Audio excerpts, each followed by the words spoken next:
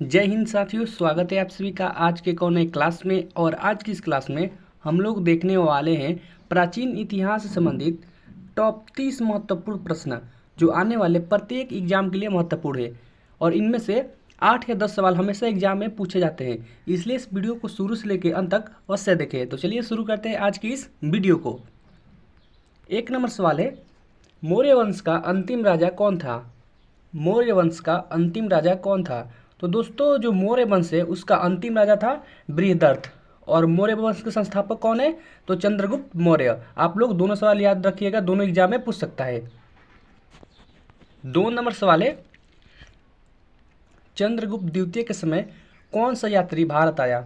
चंद्रगुप्त द्वितीय के समय कौन सा यात्री भारत आया?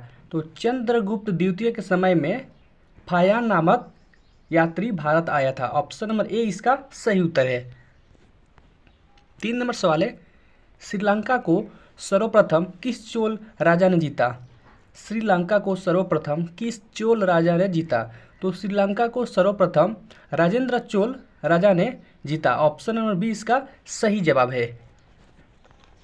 4 नंबर सवाल है, हर्षवर्धन के समय चीन का सम्राट कौन था? हर्षवर्धन के समय चीन का सम्राट कौन था? तो हर्षवर्धन के जब शासनकाल था उस समय चीन का सम्राट था तेजोंग। ऑप्शन नंबर ए इसका करेक्ट आंसर है। 5 नंबर सवाल है, द्वितीय जैन संगति कहाँ हुई? द्वितीय जैन संगति कहाँ हुई? तो द्वितीय जैन संगति जो हुई थी वह वल्लभी में हुई थी। ऑप्शन नंबर ए इसका सही उत्तर है। 6 नंबर सवाल है आपका, गौतम बुद्ध का एकमात्र पुत्र का क्या नाम था? गौतम बुद्ध का एकमात्र पुत्र का क्या नाम था? तो गौतम बुद्ध का एकमात्र पुत्र का नाम राहुल था। ऑप्शन नंबर ए इसका सही उत्तर है।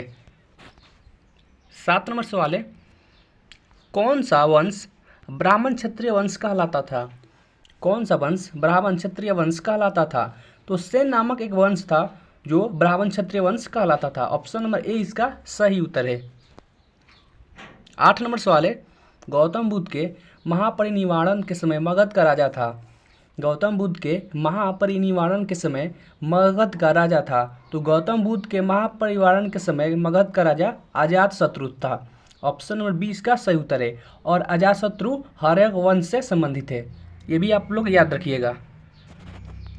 9 नंबर सवाल है, गोदावरी किस देश में है? गोदावरी किस देश में है?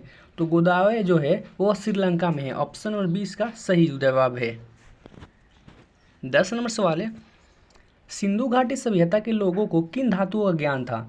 सिंधु घाटी सभ्यता के लोगों को किन धातुओं का ज्ञान था? तो सिंधु घाटी सभ्यता के लोगों को कांसा, तांबा, चांदी, सोना, परंतु लोहे का ज्ञान नहीं था। तो ऑप्शन नंबर ए इसका करेक्ट आंसर है। 11 नंबर सवाल है आपका, कनिष्क की प्रमुख राजधानी थी? कनिष्क की प्रमुख राजधानी थी? तो कनिष्क की प्रमुख राजधानी पुरुषपुर थी। ऑप्शन नंबर ए इसका सही उत्तर है। अगला सवाल देखते हैं 12 नंबर, हर्षवर्धन को किस राजा ने हराया? हर्षवर्धन को किस राजा ने हराया? तो हर्षवर्धन को पुलकेशन द्वितीय ने हराया। ऑप्शन नंबर ए इसका सही जवाब है। 13 नंबर सवाल है, 23वें जैन तीर्थकर किस जगह से संबंधित है? तो 23वें जो जैन तीर्थकर थे वह काशी नामक जगह से संबंधित है। और 23वें जैन तीर्थकर कौन थे? तो पार्श्वनाथ। आपको ये भी याद रखना है। 14 नंबर सवाल है आपका, भारत की पहली मुस्लिम महिला शासक थी? भारत की पहली मुस्लिम महिला शासक थी? तो भारत की पहली मुस्लिम महिला शासक थी Razia Sultan. Option number D इसका सही जवाब है। 15 नंबर सवाल है, अशोक ने कलिंग पर आक्रमण किस वर्ष किया? अशोक ने कलिंग पर आक्रमण किस वर्ष किया? तो अशोक ने कलिंग पर 261 ईसा पूर्व में कलिंग पर आक्रमण किए। और उस युद्ध के बाद अशोक ने बौद्ध धर्म को अपना लिया और युद्ध हमेशा हमेशा के लिए ख़त्म कर दिया। तो इसका सी सही जवाब है। 16 नंबर सवाल है, किसने चौसा की लड़ाई में हुमायूं को पराजित किया था? किसने चौसा की लड़ाई में हुमायूं को पराजित किया था? तो चौसा की लड़ाई में हुमायूं को पराजित करने वाला शेरशाह था। ऑप्शन नंबर सी इसका करेक्ट आंसर है। 17 नंबर सवाल है, हुमायूं का मकबरा कहाँ है? हुमायूं का मकबरा कहाँ है? तो हुमायूं का मकबरा दिल्ली में है। ऑप्शन नंबर ए इसका करेक्ट आंसर है। 18 नंबर सवाल है, मुमताज महल का असली नाम था? मुमताज महल का असली नाम था, तो मुमताज महल का असली नाम अर्जुमंद बानो बेगम था। ऑप्शन नंबर ए इसका करेक्ट आंसर है। 19 नंबर सवाल है, हड़प्पा सभ्यता की खोज किस वर्ष में हुई थी? हड़प्पा सभ्यता की खोज किस वर्ष में हुई थी? तो हड़प्पा सभ्यता की खोज सन 1921 ईस्वी में हुई थी। ऑप्शन नंबर डी इसका सही जवाब है। 20 नंबर सवाल है, बौद्ध शिक्षा का केंद्र था, यानी बौद्ध शिक्षा का केंद्र कौन था इनमें से?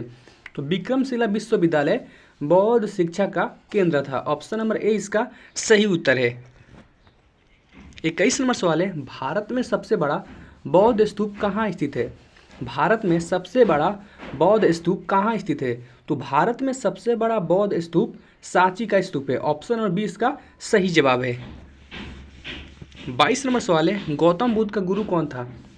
गौतम बुद्ध का गुरु कौन था? तो गौतम बुद्ध के गुरु अलार कलाम थे। ऑप्शन नंबर बी इसका सही जवाब है।